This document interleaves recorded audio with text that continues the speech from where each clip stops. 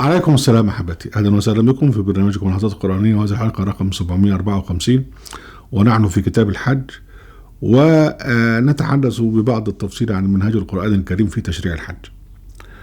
وقد قلنا أن منهج القرآن الكريم عموما في تشريع العبادات المتوارثة من ملة إبراهيم هي عدم التعرض للصحيح المتوارث وإصلاح الخطأ إذا كان هناك خطأ، ثم إذا كان هناك تشريع جديد يأتي شرحه بالتفصيل.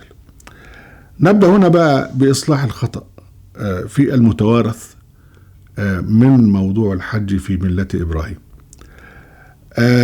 طبعا القرآن الكريم حين نزل كان يعني في ملة إبراهيم منها الصحيح ومنها الفاسد، فقام القرآن الكريم بتصليح أو بتصحيح الخلل وإقرار الصحيح في إطار نسيجه العام عن الحج.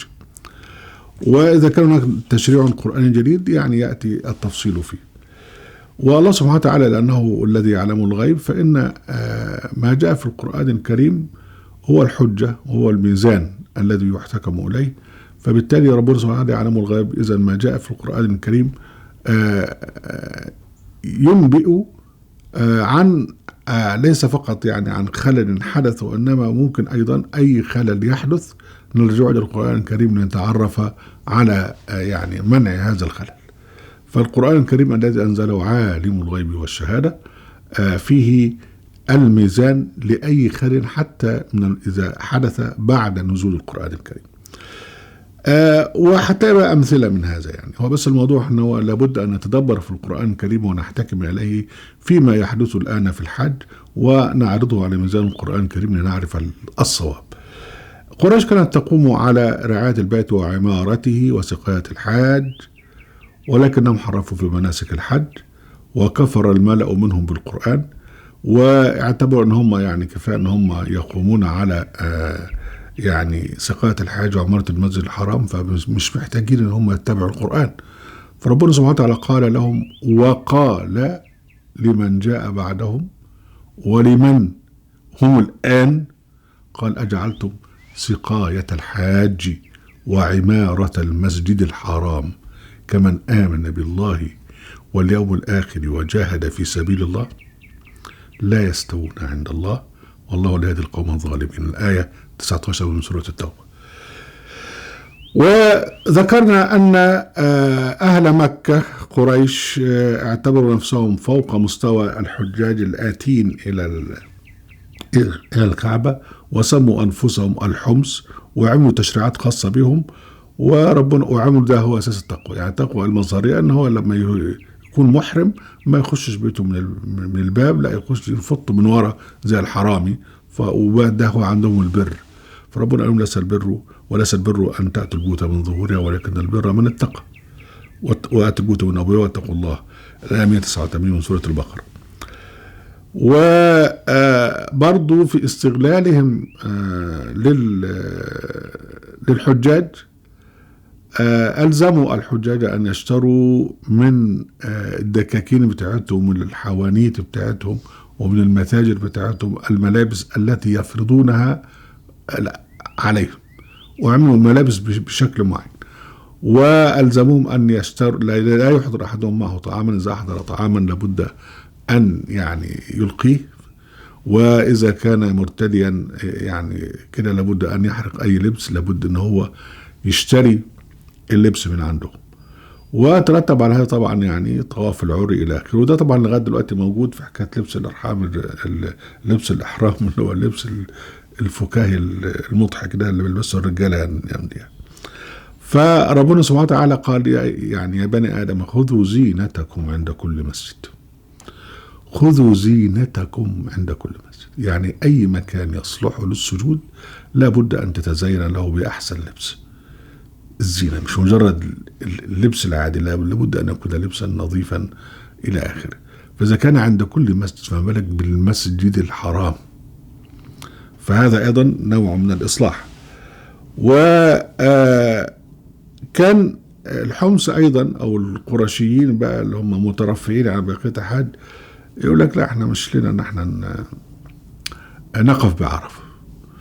فربنا سبحانه وتعالى قال لهم ثم أفيضوا من حيث أفاض الناس واستغفروا الله، استغفروا الله على الابتداعات بتاعتكم دي. وكان بقى الحج مناسبة ان هم بقى يعني يقام فيه بقى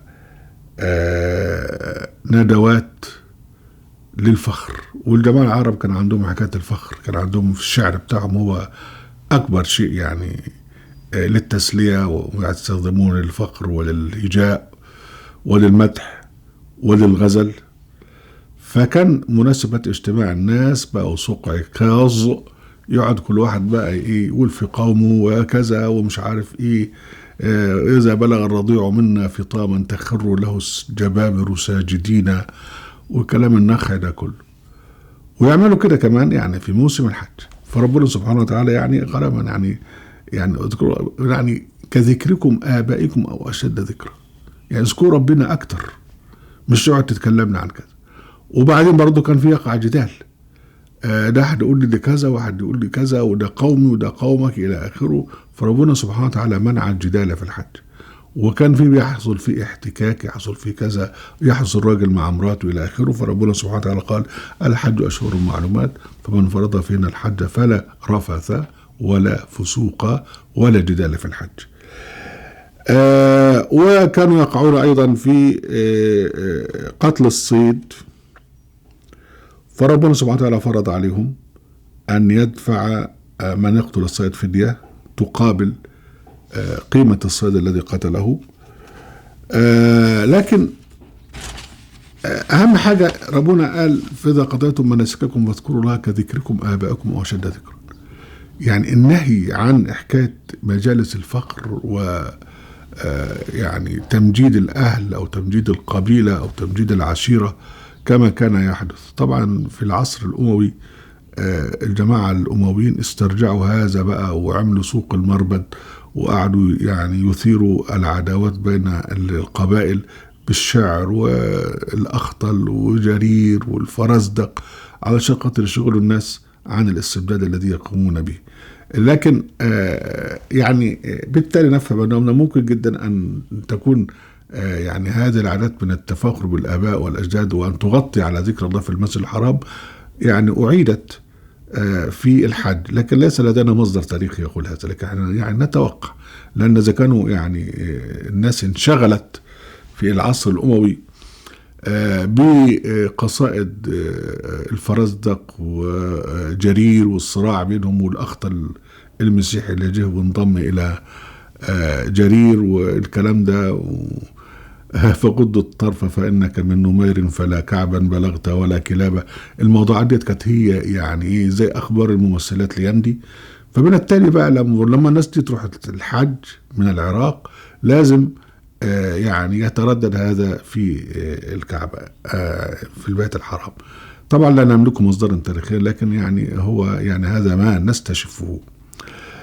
وكانوا يقيمون الأسواق في مكة للبيع والشراء، وده شيء مباح. وربنا قال ليس عليكم جناح أن تبتغوا فضلا من ربكم وليشهدوا منافع لهم واذكروا اسم الله في أيام معلومات على ما رزقهم من بيت الأنعام.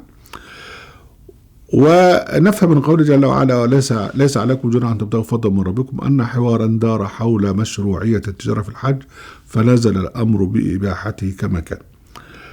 ونفهم أيضا أن حوارا دار حول مشروعية الطواف بين الصفا والمروة بعد أداء مناسك الحج، فقال سبحانه وتعالى إن الصفا والمروة من شعائر الله فمن حج البيت أو اعتمر فلا جناح عليه أن يطوف بهما. وطرأت بقى بالنسبة للتشريعات الجديدة، طرأت بقى أحوال اللي هو أن قريش صدت النبي محمدا وأصحابه عن دخول مكة. فكان بقى موضوع الإحصار الذي جاء في سورة البقرة. بين بقى تصحيح الخلل والتشريع الجديد جاءت بقى مر القرآن الكريم سريعا على مناسك المعروفة للحج وأهمها الطواف. يعني هو الحج طبعا سنتعرض له لمناسك الحج في القرآن. أهم شيء في الحج الطواف على الكعبة ويعني الهدي والوقوف بعرفة. فهي القرآن الكريم مر عليها يعني مرورا سريعا، يعني حتى لم يقل لك ان الطواف 7، لم يقل لك ان الطواف مثلا يبدأ من الحجر اللي هو معين لبداية الطواف، لأن دي أشياء معروفة. فمر عليه القرآن الكريم مرورا سريعا لأنها أشياء معروفة. طبعا بعد هذا بقى الناس انشغلوا في الفتوحات وانشغلوا في كذا وكذا وكذا، وأصبح الجماعة اللي هم قائمين على البيت في مكة هم اللي هم المرجعية، فابتدوا يعيدون ما كان عليه أسلافهم قبل نزول القرآن، من ضمنها طبعا حكاية الإحرام يلبس مش عارف يعمل إيه، واستغلال الحجيج إلى آخر هذا الكلام. ويعني من ضمنها طبعا حكاية رمي الجمار، وهذه كذبة كبرى. أهلا وسهلا بكم أحبتي ورجاكم الحصاد القرآنية في قناة أهل القرآن في موقع أهل القرآن. لا تنسوا المشاركة بالشير واللايك، وعليكم السلام.